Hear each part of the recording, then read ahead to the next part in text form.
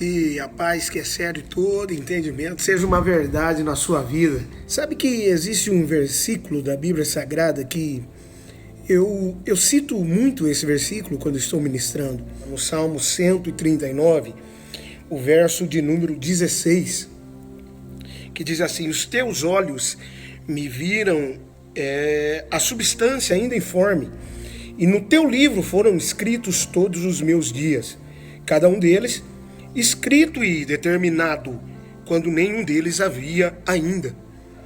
E dia desses eu fui indagado, a pessoa me perguntou: se já estava tudo escrito, então já está tudo predestinado. A resposta para esse verso é simples. Seria predestinação se Deus obrigasse você a andar naquilo que Ele escreveu. Os teus dias foram escritos no meu livro. Agora, você tem a opção de andar no que está escrito para você ou não. De andar no propósito que está escrito para você ou não. Isso é desde quando Ele criou o primeiro homem. De toda a árvore do jardim você pode comer, mas Ele deu a opção: uma árvore dela você não comerá. Então, estava predestinado, a bênção. Você vai comer de toda a árvore, mas você tem a opção de desobedecer. Os teus dias foram escritos no meu livro, mas, como sempre, eu vou te dar a opção. Você anda no propósito do que foi escrito ou não. Para andar nesse propósito, você tem que estar em anuência com a minha palavra, ouvindo a minha voz. Então, tem surgido uma certa confusão. E é sobre isso que eu quero falar com você nesse vídeo. Pode ser de muita relevância para a tua vida. A confusão gera quando a gente começa a querer entender aquilo que está fora do nível de entendimento humano. Explicando melhor, como já fui indagado: mas pastor, Deus, Ele não sabe tudo que vai acontecer? Pronto, sim. Mas então já está tudo certo. Pronto. Os atributos de Deus: onipresença, onisciência, onipotência.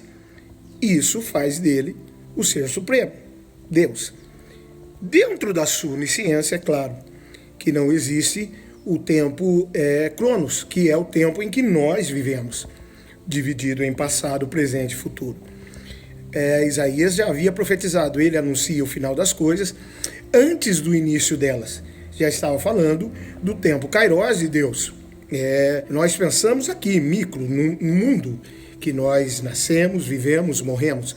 Mas Deus, eternidade, no macro. Então, dentro do atributo da sua onisciência, é claro que ele tem conhecimento de todas as coisas.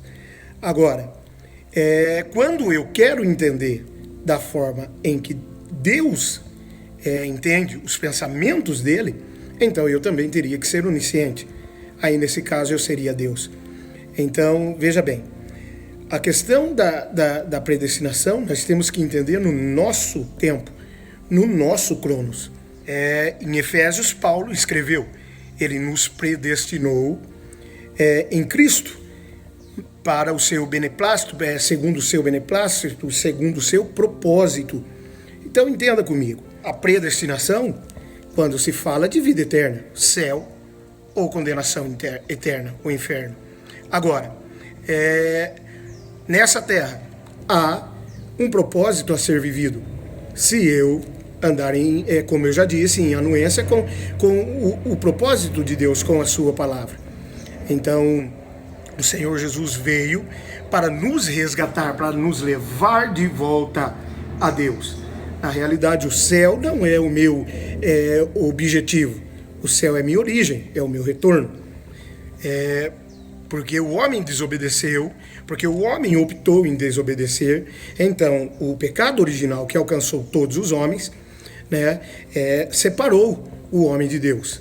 O Senhor Jesus veio para nos resgatar. Agora, eu tenho a opção de aceitar isso ou não. Deus já sabe de tudo, ele sabe. Só que o pensamento dele é no Kairos, não é no Cronos. Quem vive no Cronos sou eu. Então, aqui eu tenho o poder de decisão. Então seria, repito, predestinação para mim se eu não tivesse a opção. Mas eu tenho livre-arbítrio. Ou eu obedeço ou não. É uma questão de escolha. Sempre foi assim, desde o Antigo Testamento. Coloco diante de vocês a bênção e a maldição, a morte e a vida. Vocês escolhem. O Antigo Testamento é sombra das coisas vindouras. Egito, povo perdido, sendo escravo no mundo. Canaã, a promessa de voltar, de ir para uma terra que emana leite e mel. O deserto, a peregrinação para chegar em Canaã. A promessa era para todos. Todos entraram? Não. Lá na sua carta que Paulo escreve aos Coríntios, capítulo 10, Paulo explica toda essa trajetória. São sombras das coisas que viriam. Hoje, a cena se repete. Deserto, a nossa peregrinação. O Senhor nos salva, nós então andamos pelo deserto a nossa peregrinação, porque nós temos um objetivo a chegar. A opção de crer ou não é nossa. Então, de uma forma simplória, mais simples possível, eu estou tentando explicar, porque isso tem gerado muita confusão e são pessoas batendo contra a nossa fé pentecostal, a fé que nós professamos, e isso tem feito muitos jovens se perderem, isso tem feito com que pessoas, que confusão, se insiram dentro de nossas igrejas. Uma criança de 9 anos hoje tem mais informação do que o imperador romano, na época do Império Romano, para se ter noção da velocidade das informações em nosso mundo hoje atual. Vivemos hoje um tempo em que pessoas querendo ter uma explicação racional para todas as coisas. Não está acontecendo? Por quê? Deus está curando? Por quê? Não está curando? Por quê? Sabe, são muitos porquês. Estamos querendo explicar o que Deus está fazendo na vida do outro e esquecendo de gerar um avivamento genuíno em nossas vidas. Afinal de contas, avivamento nada mais é do que realmente isso, o esclarecimento dessa palavra dentro de nós. Não é questão de uma igreja fazer muito barulho ou não. Avivamento é muito mais do que isso. Avivamento é de dentro para fora. É essa palavra nos conduzir ao propósito de Deus. Toda grande floresta, eu gosto de dizer isso, está dentro de uma semente. Mas há um processo para que tudo isso aconteça. Esse processo é o que está escrito.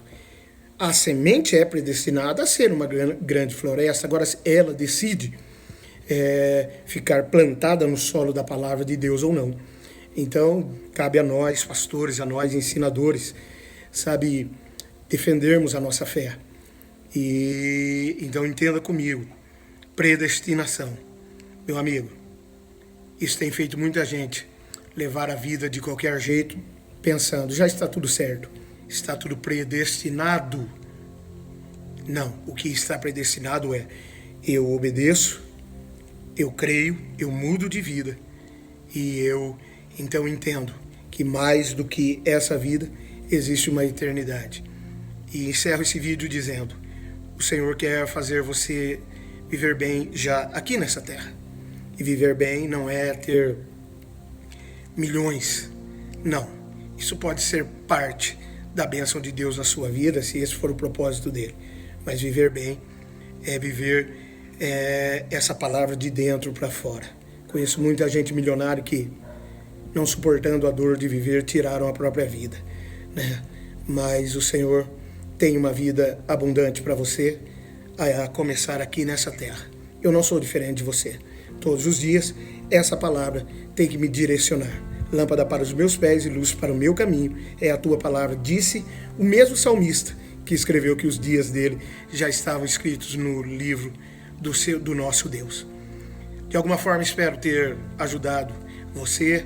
Entre em contato conosco. Que Deus abençoe a sua vida na paz que excede todo entendimento.